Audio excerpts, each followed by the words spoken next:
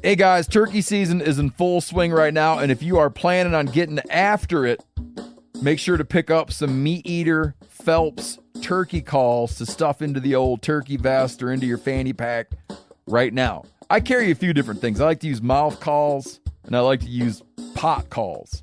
Mouth calls or diaphragms, I like them because it gives you hand-free calling, meaning when you're working a bird up close, you can have your gun on your knee, finger on the trigger, ready to roll, and still be making turkey sounds. I like pot calls because I just like pot calls. I enjoy calling with a pot call. Whatever direction you go, including a box call, which I don't personally use too much, but they're fun and great, and I started out with them. Yanni, on the other hand, one of my main turkey hunting buddies, he loves box calls. And what's funny is I'll now and then look to him and give him the look that means get out your box call and find us a turkey. So it's not that I don't like him. I just have Yanni use his. Then I don't have to carry it. Go to Phelps Game Calls. Get calls that are made in the USA and get calls that'll get them close. Find yours at phelpsgamecalls.com today. My name is Clay Newcomb, and I'm the host of the Bear Hunting Magazine podcast. I'll also be your host into the world of hunting the icon of North American wilderness, the bear. We'll talk about tactics, gear, conservation, but we'll also bring you into some of the wildest country on the planet, chasing bear.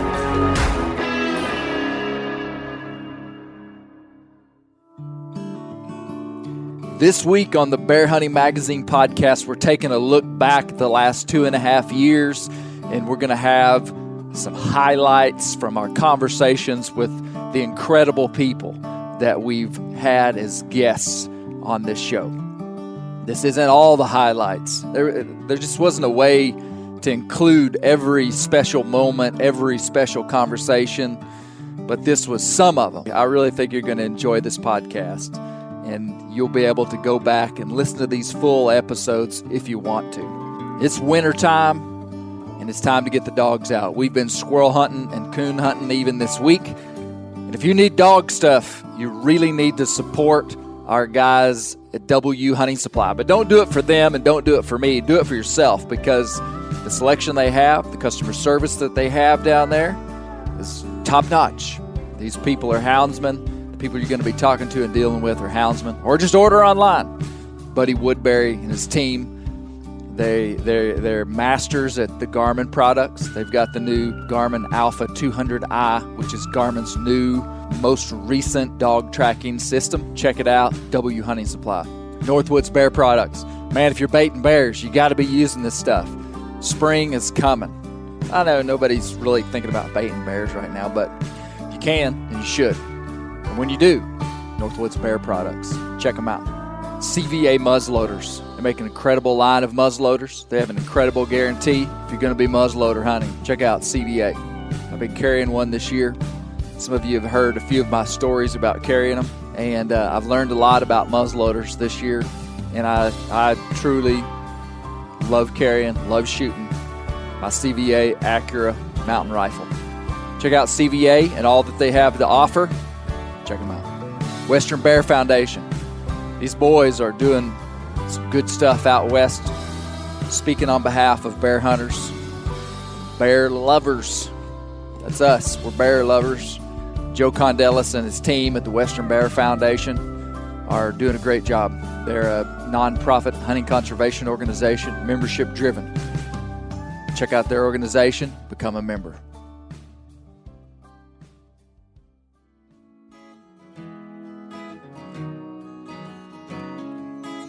This first excerpt was taken from episode 21. The episode was called Old Mountain Hunter, Ora Lee Province. This conversation that I had with Ori was one of my favorites of all time. Since the recording of this podcast, Ori Lee has passed away, but this was a very unique conversation.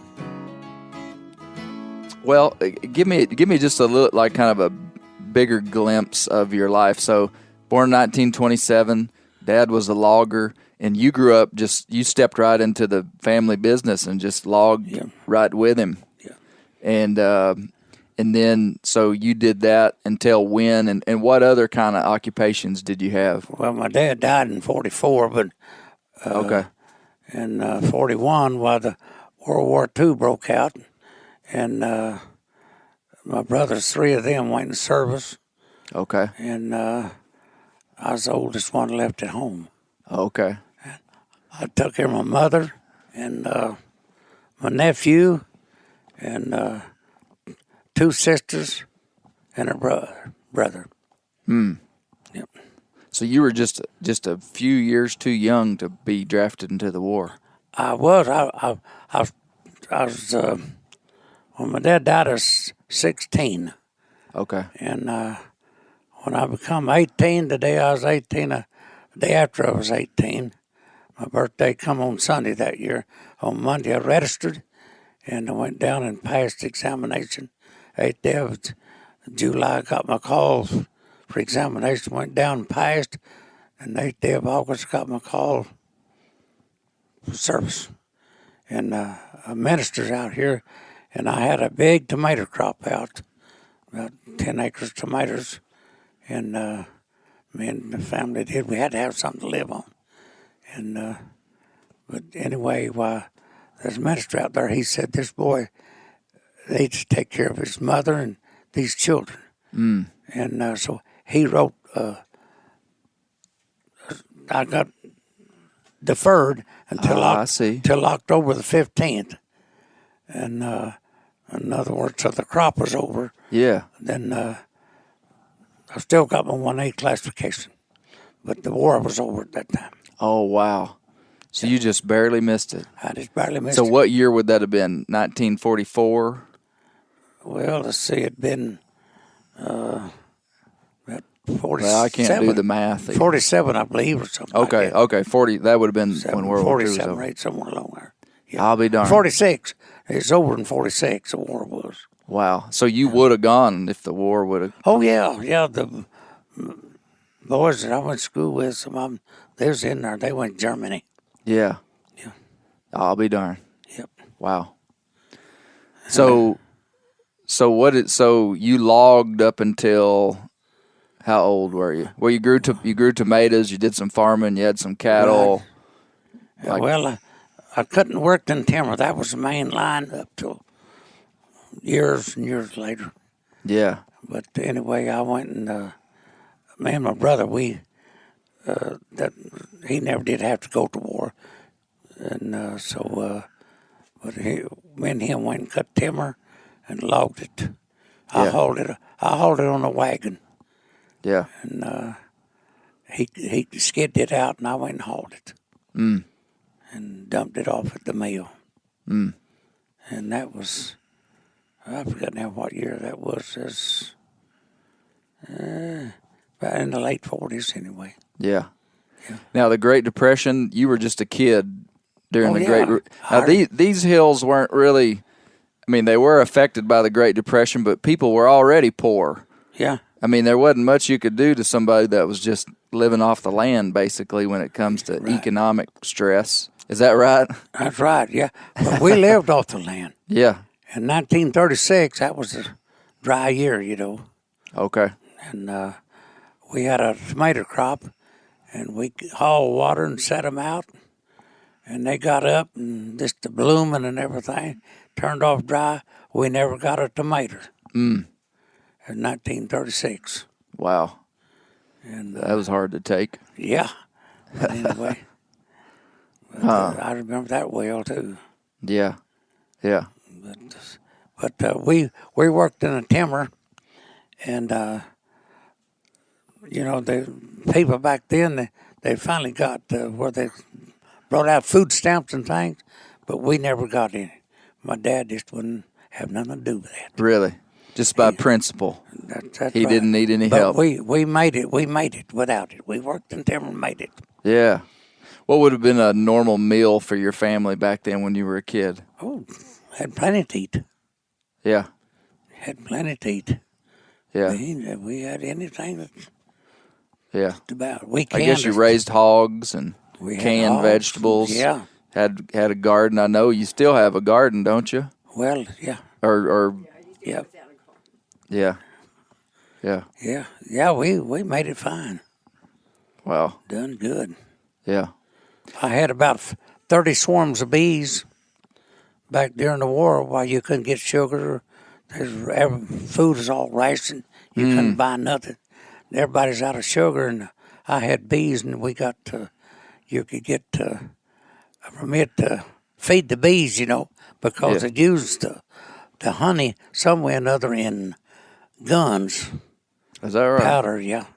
I don't know just what, but that's what I heard. Huh. Anyway, but, So you were selling honey. well, I didn't sell it, but we eat it. Oh, okay. You just had it. Yeah, we had it, and we got plenty of sugar to feed the bees, and so we didn't have to run out of sugar. A lot of people never had no sugar, flour, anything. They couldn't give just so much. Huh. You couldn't buy a truck tire or nothing. Really? Not a pair of shoes, hardly. Wow. Yeah.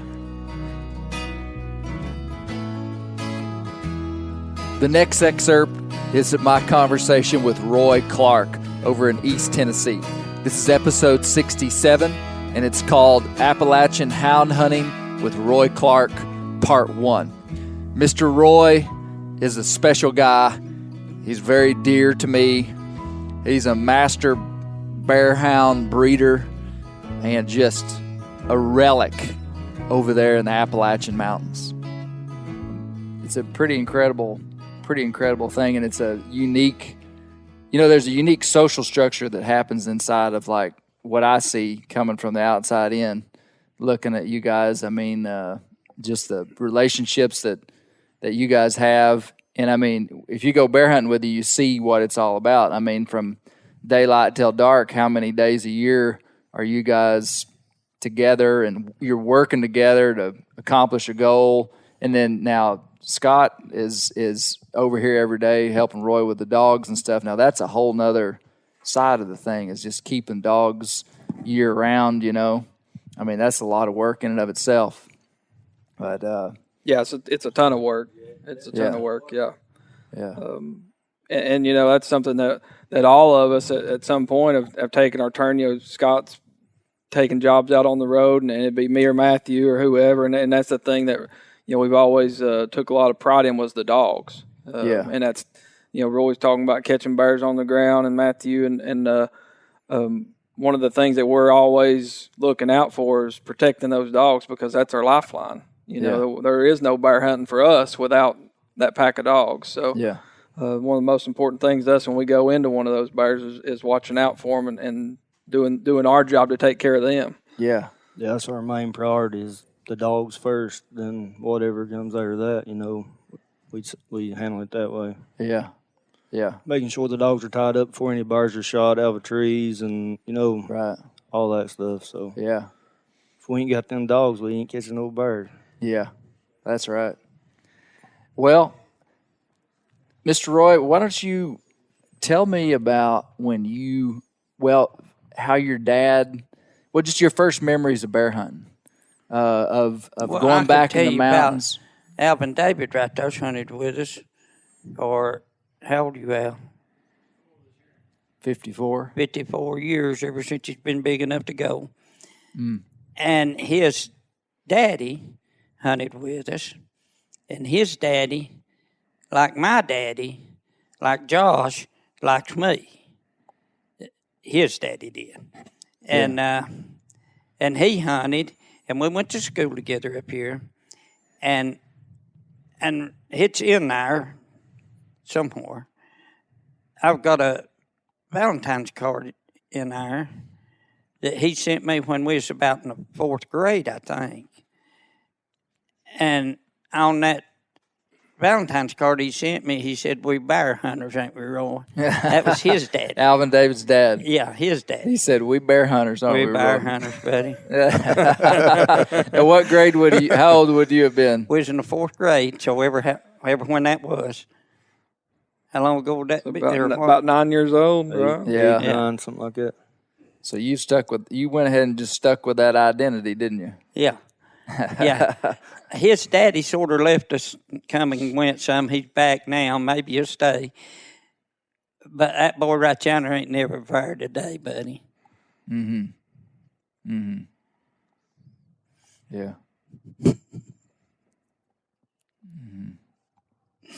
I love him. I'm going to love it too. Yep.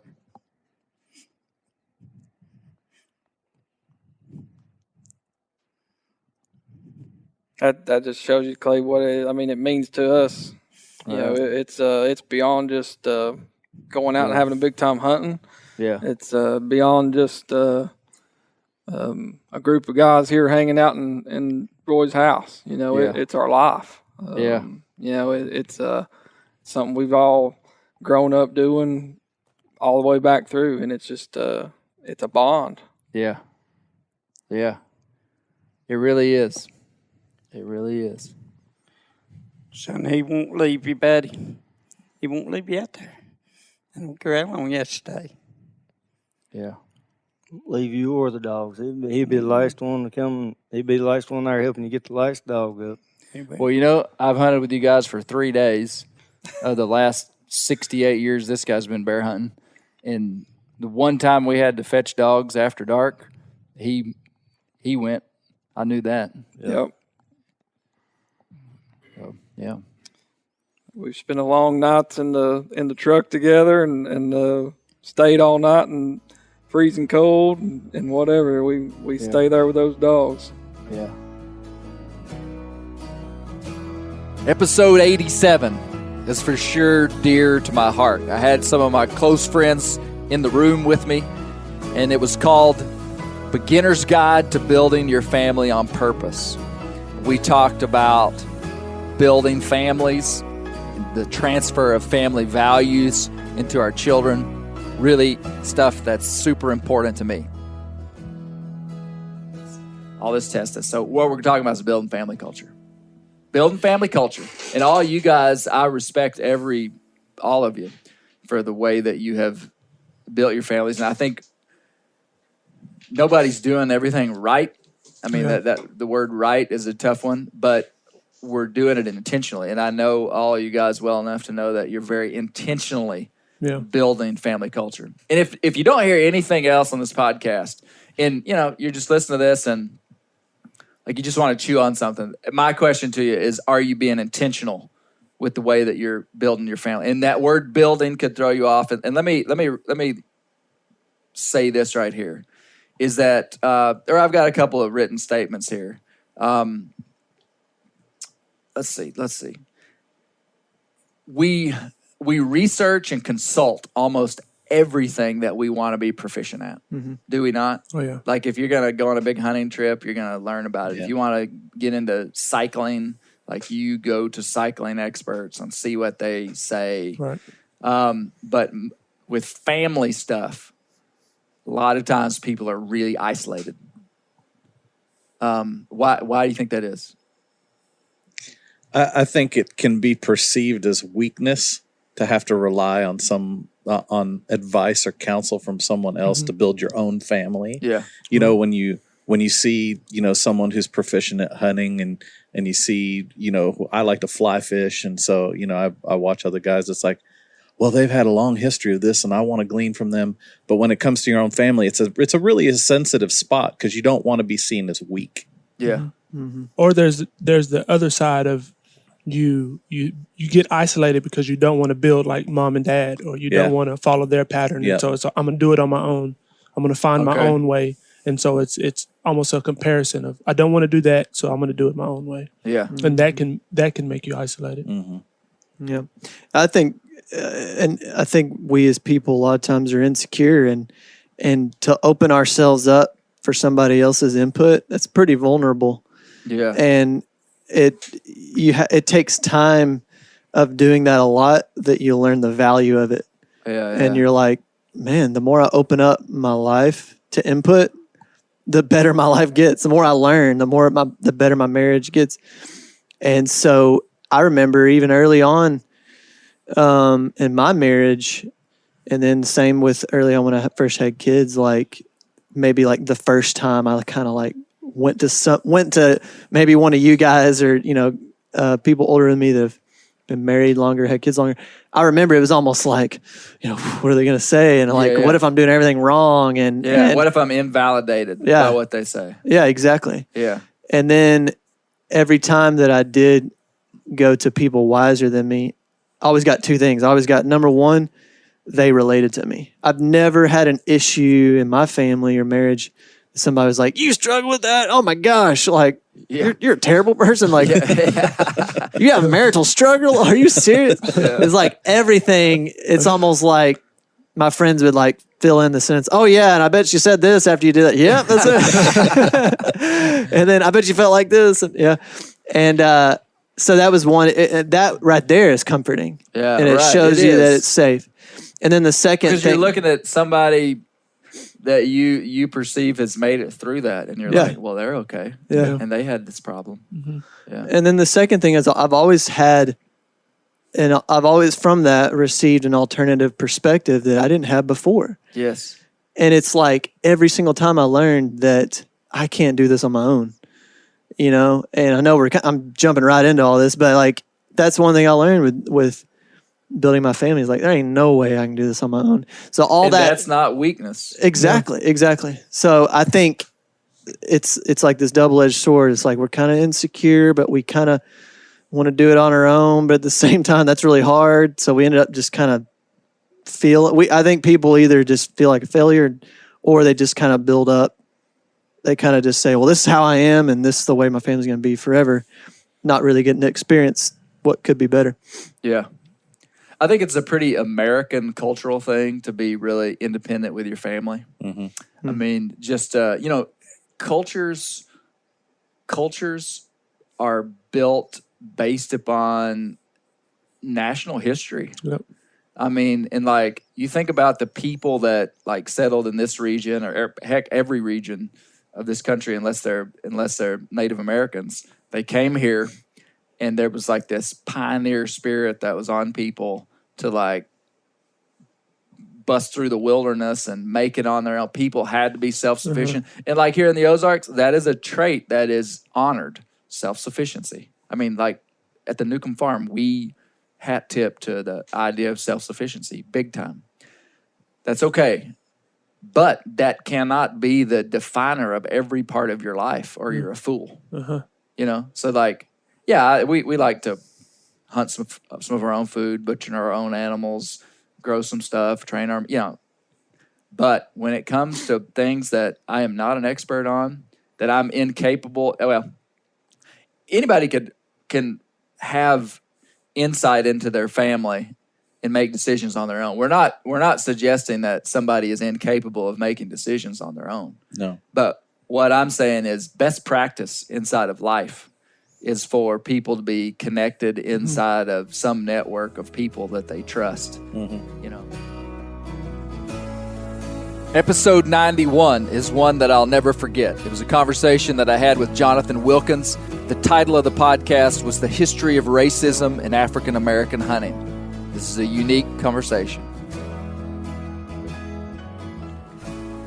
Man, there's what you just said about African Americans being so connected rurally for such a long time has almost been like erased from the culture in a lot of ways. I heard a stat today that there's 300,000 African Americans that hunt in the U.S. today. 300,000 of like 11 million hunters. So less than 1 in 10. Does that stat ring with you? I mean, I heard that from a 2017. I believe that if you took that nationally, now I'd say I would hazard to guess that the bulk of black hunters are in the South. Yeah.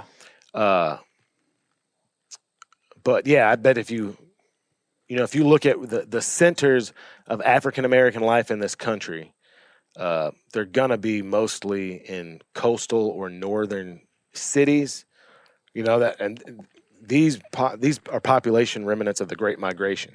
Right. People leaving structural racism and physical violence in the South Which they moved to the cities, to the industrial cities of the North, because you also had an economic shift out of agriculture into production, and those production centers were in the North.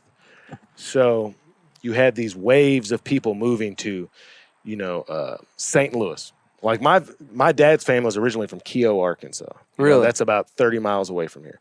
But, I'm from St. Louis. Indianapolis, Detroit, Minneapolis, Baltimore. These were big industrial, Boston, big industrial cities that black people moved up to. And it shows you kind of how short our collective memory is. Yes. Because, just colloquially, you start to think that, that maybe there's something inherent in blackness that is disassociative with the natural world. Right. And if you just look back a little bit further, or you drive around like the state that we live in. Like, you live in a part of the state where there's not very many African Americans. If you drove over to the opposite side of the state, that's right, you would see black people everywhere. You would see whole towns. I mean, now you'd see small towns, but like Cotton Plant, which is about 10 miles from Brinkley, is probably almost entirely African American. And that's all remnant of that's agricultural populations, where people lived. And it's like probably most people wouldn't think of black farmers. But across the Delta, across the South, there are black farmers. There are, multi-generational black farmers. So, I don't know, man. Well, that's a good place to put a button in it. What I was shocked at, Jonathan, inside of this book, in the first chapter, I was like, if somebody could just read the first chapter of this book, the rich history of hunting that was built upon kind of this plantation model. If I don't know another way to say it, for sure. But like the black people were in charge of. There was a lot of hound hunting, a lot of dog hunting. They were running deer. They were running rabbits. They were, so a lot of the black guys were the hound handlers, and a lot of them were master houndsmen. That blows my mind. The next section is from episode 73, titled "How Bear Hunters and Hillbillies Defined the State." It was a conversation with Dr. Brooks Blevins. He's a historian. He's a serial book writer. He's written so many books about history in the Ozarks. And that conversation, I just loved it to the core. You're going to enjoy this segment. Just this being their natural historic range. It's just this incredible animal. And with that incredible animal comes all this incredible history. So there's been this resurgence of the idea of the Ozarks being a place to hunt bear. And a lot of that happened it's really happened in the last 20 years as the bear populations have increased in the Ozarks. Right. And so the hunting regulations have liberalized in order to, manage bear populations. So all of a sudden guys are able to hunt bears in a fashion where they can actually harvest them, kind of liberalize the seasons a little bit. And so all of a sudden, the Ozarks are on the national radar for bears. Yeah. And I think that's cool. Yeah, and you're right. I'll admit I didn't know that they were on the national bear radar until today. But one of the things I've noticed through the years is regions sort of come into vogue and then they slip back into the background. They come back, and it's kind of a cyclical thing. And if you go back to the 60s and 70s, the Ozarks, in the 1960s and 70s, the Ozarks were really hot. You had the Beverly Hillbillies, and you had all these folk festivals going on around the region, and there was a lot of stuff. The Ozark Mountain Daredevils, one of my favorite bands from the 70s, and a lot of stuff. And then the region sort of disappeared, and then I think you're exactly right. Just in the last decade, it's really made a comeback on TV, and the movie Winter's Bone. a terrific novel and movie that came out a few years ago, set in the sort of meth cooking element of the Ozarks, and so I think this resurgence of bear hunting and interest in bear hunting is perfect, and at least as far as I'm concerned, there's no better headquarters than the Ozarks for that. From the history, from the history that I know about, that's a pretty perfect place for it. Well, the first book that I read of yours, I've got it right here in my hand, is it's titled Arkansas, and there's two ways to spell it on the title. Arkansas, the historical way that ends with an S, right, and then Arkansas spelled with a W at the end. The way we all say it. That's right. Arkansas. That's right. Yeah, we don't say Arkansas. We say Arkansas with a W. And then the tagline, and this is what, man, you had me at this, which it may have been I may be the only person that ever read this book. I don't know. But how bear hunters, hillbillies, and good old boys defined a state. Mm-hmm. Yeah, and I can see how that subtitle would get you. Yeah, it hooked me hard, man. It hooked me hard. Yeah. And that's really what I want to talk about is is how, I'm interested in how, me specifically, how hunting culture influences a region. Yeah. Because I think what's happening inside of modern hunting is we're trying to redefine our relevance.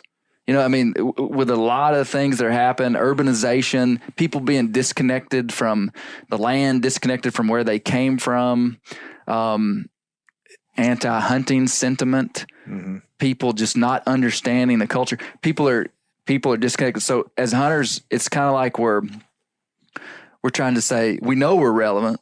We know what we're doing is beneficial for wildlife, beneficial for economies, beneficial for non-game animals that we're not hunting because of funding for wildlife that we're trying to protect. So all these amazing benefits that come from modern hunting, but we're trying to carve out our relevance in a modern time. And so when I look at a statement like that, how bear hunters, hillbillies, and good old boys defined a state, I think really what I'm trying to do is I'm curious about how other parts of my life. And I told you right before we started this that I'm a 7th generation Arkansan. My kids are 8th generation. We've really been hunters all the way through, and I'm trying to figure out where hunting has influenced my life in maybe ways that I don't even understand. Right. Right.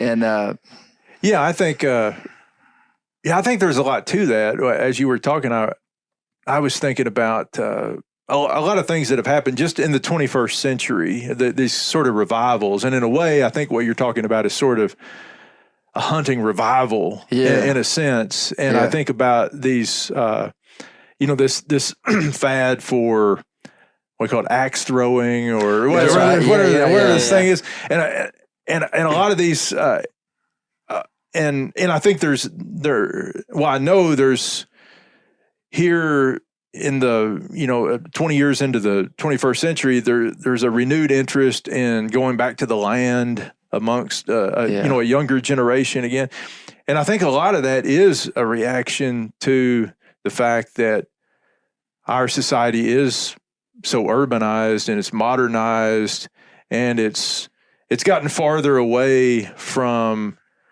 that past that many of us probably romanticize to a certain degree, that sort of hunting and farming close to the land past that people are trying to reconnect with. And sometimes it's people who've been away from the land for a generation or two, and they feel some sort of some sort of emptiness or some sort of vacuum that needs to be filled by making contact with the land, whether that's growing their own food or killing their own food or whatever that is. So I think it's all part of what I call it part of the primitivist spirit. And I don't want to get too far into lengthy words here, but I think primitivism is it's a very strong force in human society, especially in civilized human society,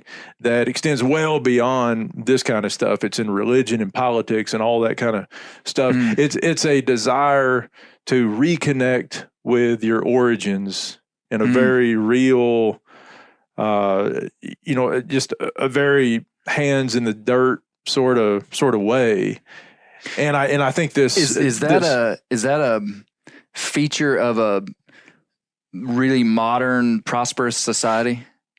I think it is. Because I mean, the people back in the 1800s that were farming and bear hunting, like you said, we romanticize that so much. They sure as heck weren't trying to reconnect with their past. They're trying to get away from it. Is that right? That's exactly right. I mean, that's the insight right there. This next excerpt is from a fellow Arkansan by the name of Keith Sutton.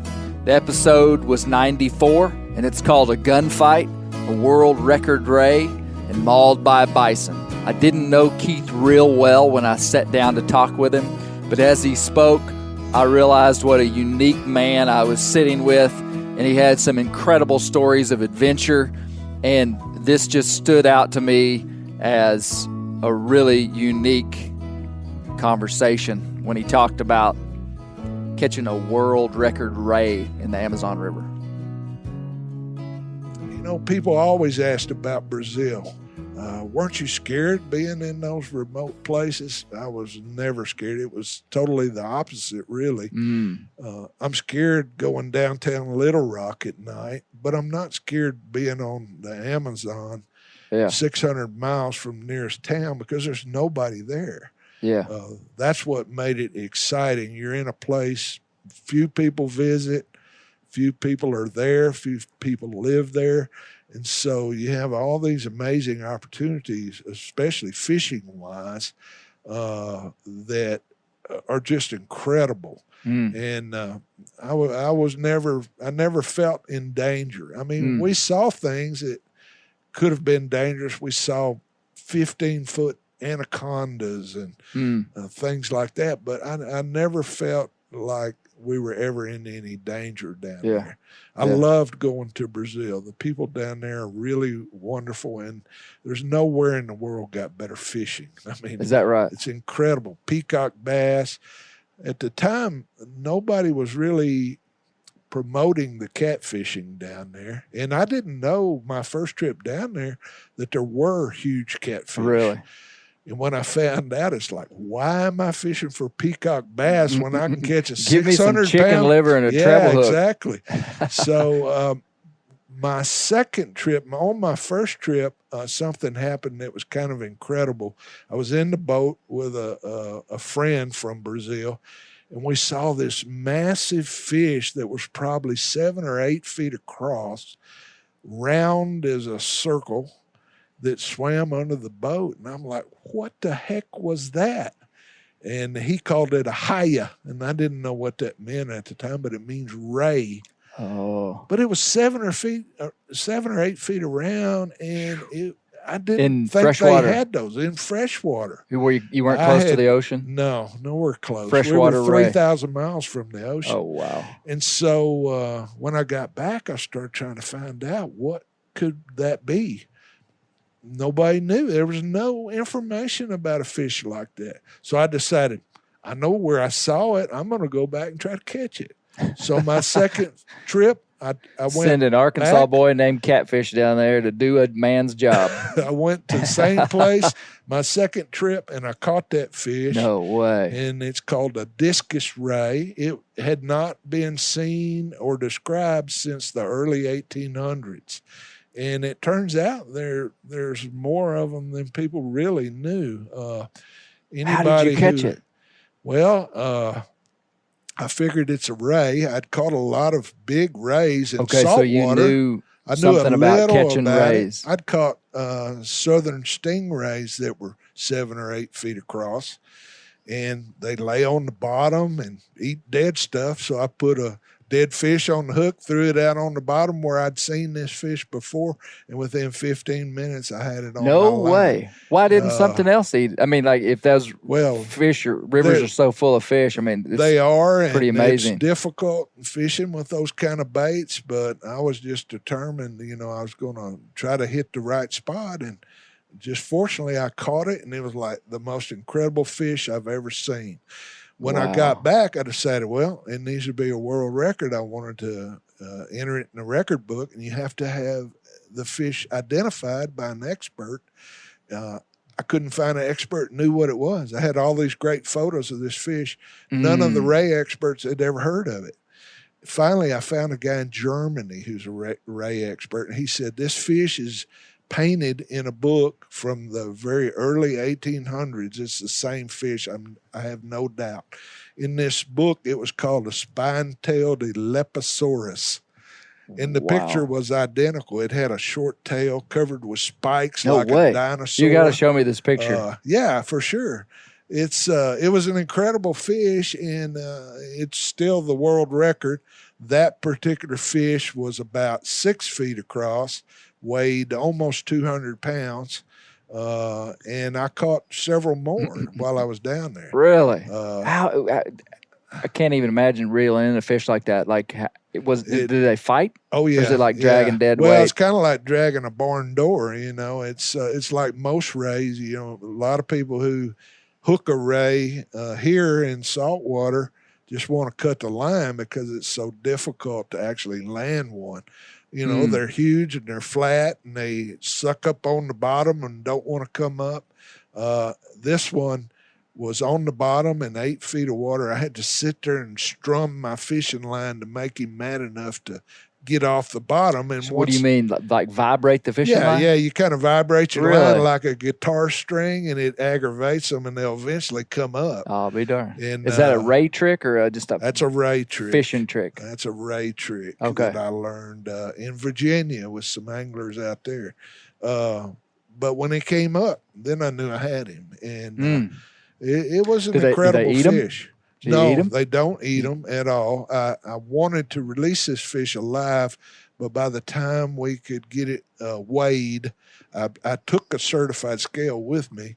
By the time we could get to the boat, it had expired, so we couldn't release it. Yeah. And I asked, can you eat it? And they're like, no, we're not going to eat that. The piranhas ate it, which was pretty incredible too.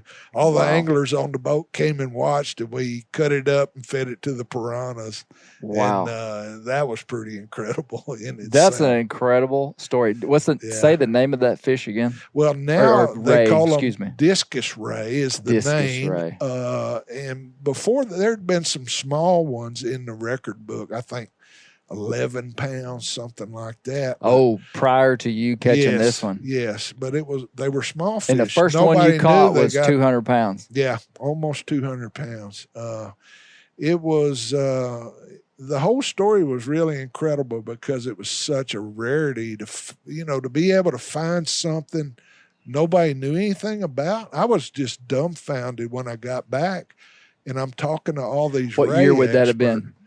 I can't remember for sure, but I believe it was 2001. Maybe. I mean, that's like, we're not talking about like the 1960s or something. No. I mean, so that's amazing to me that in 2001 you can still go to Brazil. My last trip, I went to the Xingu River in Brazil, which is in a different area, and we actually caught some catfish there that had never been described by science at all. Wow. I came back with photos of fish that I needed to get identified, and I found an expert in Massachusetts at Cambridge University who spent his lifetime down there studying fish. And he found out I was going down there. He learned about this big ray, and he said, if you go to Brazil and you can photograph fish, send me the pictures. I'd like to see what you're catching. And it turned out some of the fish we caught had never been described by science. The local people knew about them, but science didn't know about them. They didn't have a name. A lot of them were unusual armored catfish. So, I mean, to imagine you can go out in this day and age and catch something science doesn't know about. To me, that's incredible. It's fun. If you think about it, though, we live in such a unique time as humans because 75, 80, 100 years ago, that would have been kind of normal, maybe. Sure. I mean, like, so That's what we think. Yeah, anyway. normal in the sense of so much had yet to be discovered. Right. But in the last 100 years, it's like all of a sudden we're sitting in your living room in Arkansas and we've got the world at our fingertips and we feel like everything's been discovered. Yeah, and it hasn't. And to me, that was always one of my things I loved doing the most was finding what's out there. Here in Arkansas even, I found things over the years nobody knew was here in Arkansas. Salamanders and birds and snakes even that nobody knew were here. Like what? They're kind of obscure animals, but there was a type of worm snake I found when I was they didn't know was here. Nobody knew it was here. And back then, I would publish those findings in scientific journals so people would know. There was a salamander called a mole salamander. Nobody knew we had those here. Even today, if you dig and read on the internet, every year there's literally hundreds of animals being discovered nobody knew about at all. I just did an article recently about just new fish that have been discovered every year. Like worldwide? Yes. Okay. And every year there's several hundred new species being described. Wow. So we're learning more and more. A lot of it has to do with DNA and genetics. Right. We're finding out fish that we thought were all one type of fish are really several species. I see. But sometimes it's something brand new we didn't know about. And yeah. To me, those adventures when I was able to find something nobody knew about, that's the coolest thing in the world. That really is. It's really fun. That really is. This next excerpt is from episode 92 when I talked to Steve Rinella and Giannis Putelis. There's some guys I look up to, and I think you'll enjoy this little snippet of the conversation. I just had a few just quick, I'm going to run through these questions and then we'll be done. So these are unanswered questions that people have about celebrities. I'm a little leery to use the word celebrity because we don't really want to say that. Man, I'm not sure, but no, I asked a few people and they were like, they were joking, but they were serious. Question number one, and you could just give a short answer. Are you nice to your wife? We'll start with Giannis. Extremely. He is. It just depends for me, man. I mean, my wife's mad at me a lot. I'm mad at my wife a lot. We've been together 12 years, man. We got 3 little kids in the house. I'm not going to sit here and tell you that, right? You're not going to paint a super rosy picture like here. A bottomless but your intentions. There's a tremendous amount of love and respect, and I would never do anything to disrespect my wife. Yeah. But it's just like anybody knows, man. Like, you get kids, you spend a lot of time on each other's nerves, and just I'm with whatever. you. Yeah, it's just so like so people. I don't like to act like it's not. It's just a reality, man. Yeah. But yeah, it's all based on respect and love. But God, it just gets stressful sometimes. Okay. What I like to make sure that I do, and again, I answered that question, quickly, so you could get through these questions quickly. But now, since we're getting into them, I try to, at least when I am, to then be humble and apologize. There you go. And okay, and know that. Hey, Giannis speaks very highly of you behind your back about your being a father and husband. Oh, that's nice. Yeah, I do a little checking around. You did some reference checking. Yeah. yeah. Okay. Let's see. Number 2, what do your wives think about all this? Like, just you guys like traveling, hunting, just short. For me, real quick, there was never a not. There was never it wasn't like a thing that got introduced. Right. It was just always that way. Yeah. It was always that way. So I never had to go through a hurdle of being like, hey, I have a new lifestyle. Because you didn't start and then okay, that makes sense. Giannis?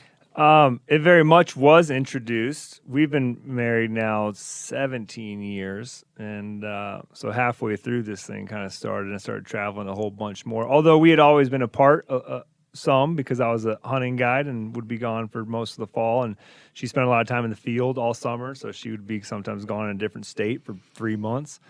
But she's very supportive of whatever I do, and it's also a source of income, and it's nice to be able to do something you love to do, for your income. So yeah, can't say no to that. Okay, so Meateor was built on this authenticity inside of a context in the hunting world that had lost a lot of authenticity, and so the question is, and that's what would characterize you, Steve, and Giannis too, and just kind of the brand I feel like is authenticity. And so how do you maintain that authenticity in the midst of massive growth when we know, like everybody knows that consumes hunting media that it has to be paid for? I mean, so what stole authenticity? No, they don't know that. You don't think so? I mean, what stole authenticity? That really irritates people. Well, is that guys? Especially when you're in the business of providing basically free media, right? Right. Podcasts are free, right? I mean, there's an advertising component, but you're producing free media. Netflix, it's not free, but it's a very low subscriber fee. It's a bottomless pit of content, right? Right. I don't. It's not transactional per episode. However, people are very irritated when confronted with the idea that you need to finance the operation. Right. That you need to finance your ability to make free content. Yeah. I get it. Yeah. But people, no, it's not understood. I don't think it's widely understood. Well, so how do you maintain, because I mean, what I was saying was that you've done a good job of maintaining that authenticity inside of the context. So how do you keep doing that? Hey, let me. I digress to. Hold on, but go ahead. But I think the questions the question's there, but it's eluding you. Okay. Well, that's the question. How do you build a business like you have, and maintain the authenticity that got you here? I mean, I think it's the essential question. Because it'd be like, let's say you make shoes, okay, and you make good shoes. And then pretty soon you have a big company that makes shoes. People aren't going to say to you, how do you continue to make shoes? Be like, well, that's what we do. Well, so I'm saying what created the situation anyways is just still what's creating. It's just like making a thing that felt real and that you could feel passionate about. If you stop doing that, you've stopped making shoes. Do you see that happening? You know what I'm saying? With other people? I see what you're saying. What is it? If you're not doing that anymore, then you're not doing the thing that right that people wanted anyway. But do you not see that that's what happens to companies though? Is they lose that when they get big, and that's certainly not what I'm saying. I'm seeing. Well, they might, but I don't know how you keep. Yeah, I don't know. I can't really. Okay. I can't. Well, really I think in our context, though, in the hunting industry, I think maybe what you're getting at is that because of the way that you have to pay to make this stuff keep working, right? You have partnerships and advertisers, and you have to make them happy. And Right. so at some point, you come up to a thing where there's a huge check that's associated with maybe a product or a brand that you don't align with. But if you need that check real bad, you have to go that route, right? And then you end up endorsing maybe a product or a brand that you necessarily don't align with, and people see that you are being inauthentic, and then it could cost you your authenticity. Right. Oh, yeah, I see what you're saying. Not like in the material you make, but in the ancillary in a holistic place, and not just that, but yes, that. Yeah. I mean, speaking to that, I think we've just always stood our ground, and when that stuff comes around, I mean, there's there's just boxes and boxes of gear that comes across through the doors of Meat Eater and across our desks where we just look at it and it's like, hey, it might be good, but it's just not us, And we know we just pass on it. And we've, speaking to Steve's loyalty, I mean, First Light was the first clothing brand that he got in with and been with them for 10 years now, you know? Yeah, the first two people to get behind our show were First Light and Vortex. Yeah. And we, to this day. Yeah, they're still there. Yeah, but I think so I don't have to endorse, talk about, recommend Vortex products is not painful. It's authentic because you've been using them for that long. And I have there's a product connection, but I have an emotional connection there. Yeah. That's not all, I don't want to tell you that that's something that's like that emotional aspect is always present, but there's parts of it that I'm like quite proud of that fact. Yeah. I don't view that I'm able to have like a long-term relationship and a sponsorship arrangement, a reciprocal relationship with Vortex. I don't look at that as being like, oh, it's just a thing I had to do. I'm like proud of that. Yeah. And see, what I see is that I think there's an internal component inside of somebody that's got to be pretty strong to maintain that kind of authenticity in the midst of success. So I mean, I guess, and maybe it's so deep inside of you guys that you don't even see it. That's not true, man. You don't think so? I don't want to like act like I don't understand your question. No, we have conversations all the time. About what? What do you mean? What we do is deliberate. Yeah. It's not accidental. Okay? We have conversations every day about not turning left or turning right, but it's like conversations every day about like getting it right. Yeah. Like getting it right. Detail. We did a hunt last year with these guys at this place called Crooked Sky Outfitters in Wyoming. Great dudes. Like great dudes. Love those guys. And I was having a conversation with the son, Landon Peterson. And he was observing one day to me. He was like talking about how he like observes. I would regard him like a successful person, right? Like does things intentionally. And he was telling me how he observes successful people. And he said a thing that he's noticed is that they pay attention to all the details. They pay attention to the details at their home. They pay attention to the details of how they raise their children. They pay attention to the details of what they do at work. They pay attention to the details of their vehicle. They like pay attention to the details. Always. Yeah. You can you can have a facade of carelessness or a facade of shooting from the hip. But I think that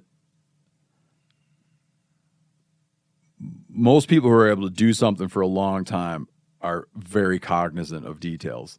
And I think that we sit around arguing about that. People will be like, I cannot believe these people are arguing about something that seems so mundane. Right. It seems so silly. But we, like, as an organization, or like, we don't think it's silly. Yeah. So when I say it's deliberate, there's I'm like aware of what we do. Yeah. And how we do it. Not to say that you don't make all kinds of screw ups, but we discuss things. I like it. I like at great length, things that would be silly. Yeah. When we're making our show, we argue over like seconds of things. I mean, really, like seconds. Considerable back and forth. Lastly, how could we talk about the Bear Hunting Magazine podcast without including Ted Nugent's performance of Fred Bear? A highlight for sure. We spent that last October together for about a week, and then the next spring he died in '88. And I went out to do my chores one day, And we were all shattered at his death. It was just unbelievable because he made such an imprint on everybody. He's a great, great man. Did you ever meet him? No. Oh, well, you're going to meet him right now. And so I went out to do my chores. I had my dog biscuits, my Irish setters, and I went, porch. I went and I grabbed the guitar, and I didn't know, I had no idea. I wasn't thinking of Fred. I just sat down and I went. Now, I always play killer licks when I pick up the guitar, but I never played one like this before.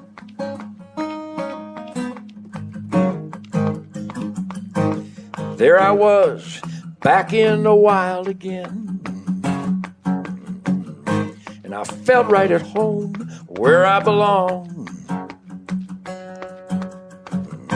And I had that feeling coming over me again, just like it happened so many times before, so many times.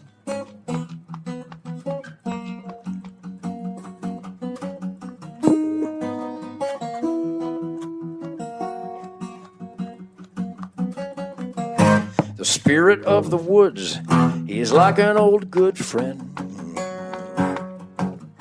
Makes me feel warm and good inside.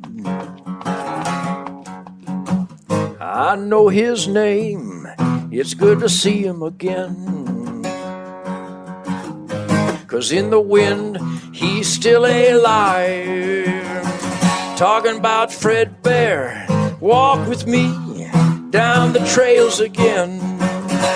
Take me back where I belong. Fred Bear, I'm glad to have you at my side, my friend. And I will join you on the big hunt before too long.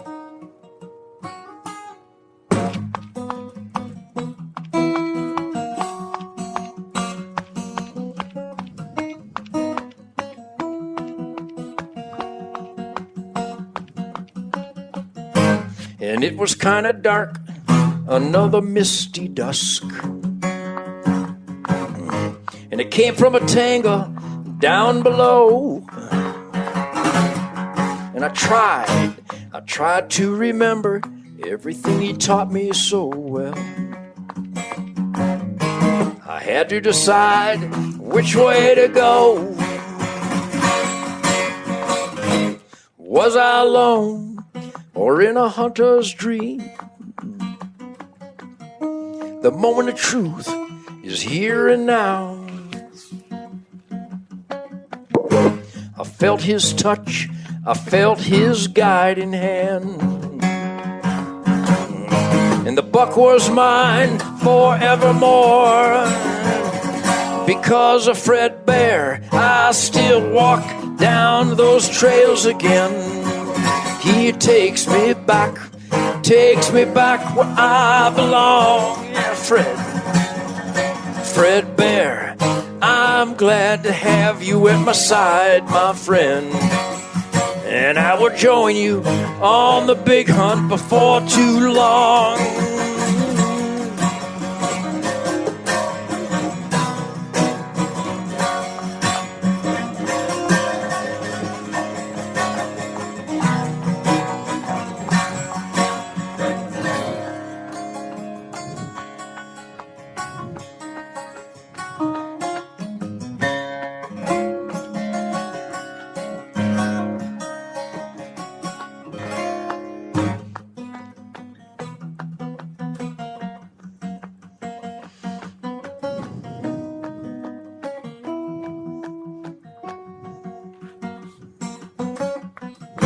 And we're not alone when we're in the great outdoors.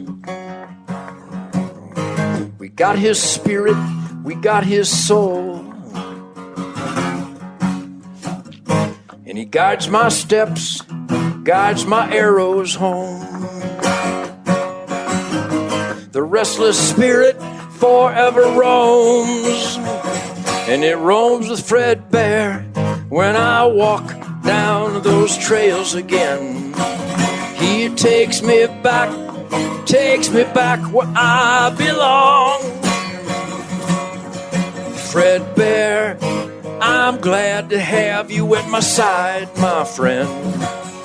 And I will join you on the big hunt before too long. 'Cause in the wind, he's still alive. In the wind, he's still alive. In the wind, I can hear, I hear Fred Bear. I hear you, Fred. Hey, Fred, let's go hunting, buddy. Come on. You go up that ridge. I'll go down to the swamp, baby. We'll get that buck.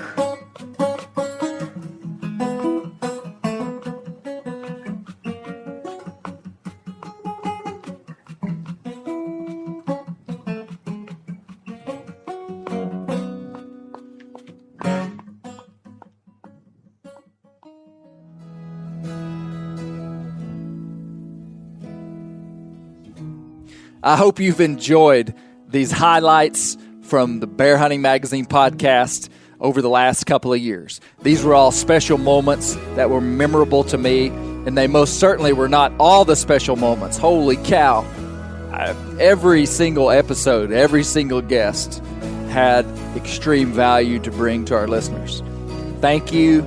Thank you for your support of Bear Hunting Magazine and our podcast and what we're doing. I hope you have a great Christmas. I hope you stay safe. I hope you have a great new year.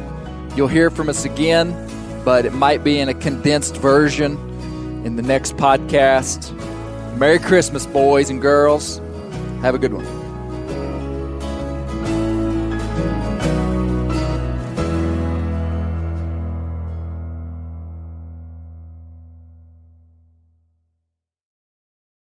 Hey guys, turkey season is in full swing right now, and if you are planning on getting after it, make sure to pick up some Meat Eater Phelps turkey calls to stuff into the old turkey vest or into your fanny pack right now. I carry a few different things. I like to use mouth calls, and I like to use pot calls.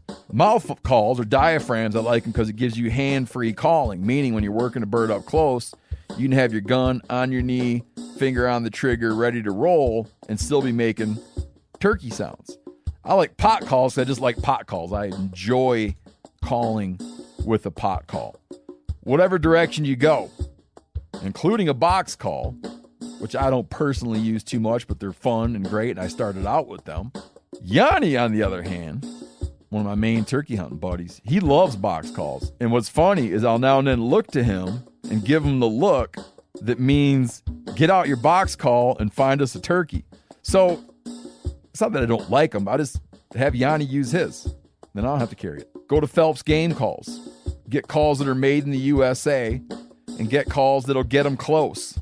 Find yours at phelpsgamecalls.com today.